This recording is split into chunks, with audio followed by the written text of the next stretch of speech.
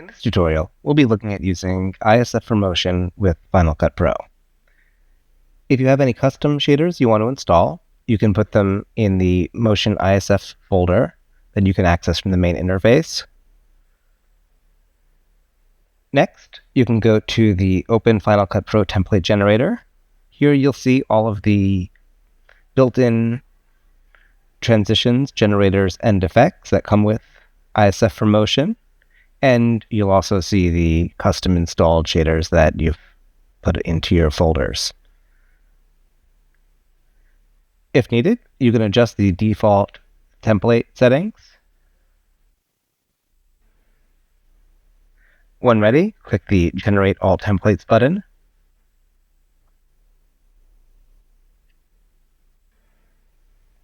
After that's completed, you'll see that it added check marks next to each of the places where a template has been generated. After this, we can quit ISF for motion and launch Final Cut Pro. From within Final Cut Pro, in the Assets section of the Titles and Generators sidebar, you'll see all of the installed generators. In particular, anything that has an ISF category will be tagged. So for example, we could add our brick pattern. It'll give us an option to override the default settings. We can add in other examples, such as the grid warp. You'll notice that in the Published Parameters section, where you normally have your movie controls, you'll have your generator inspector, where you can adjust things such as the radius or whatever other parameters are applicable to the shader that you're looking at. So for brick pattern, we can adjust the color. We can adjust the brick size. And any of these parameters can be animated over time. So if we want, we can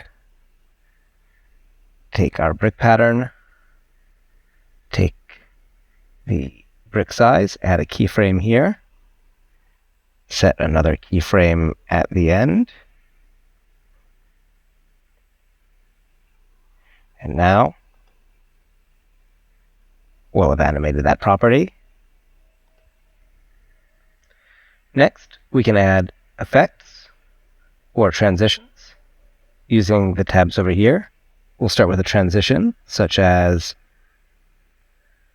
color distance or crazy parametric fun. Drag that to where we want the transition to be. Like with our parameters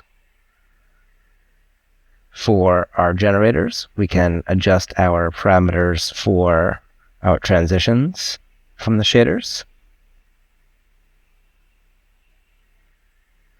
Next, we can look at the installed effects.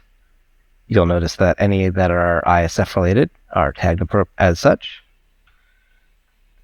We can go to a place in our timeline, add our shape morph wrap, and get this out. And of course, we can still adjust our effect parameters. So we can add our repeat style. We can change the shape and any other number of parameters that we need to. Oh, triangle, direct. And of course, we can animate these properties over time.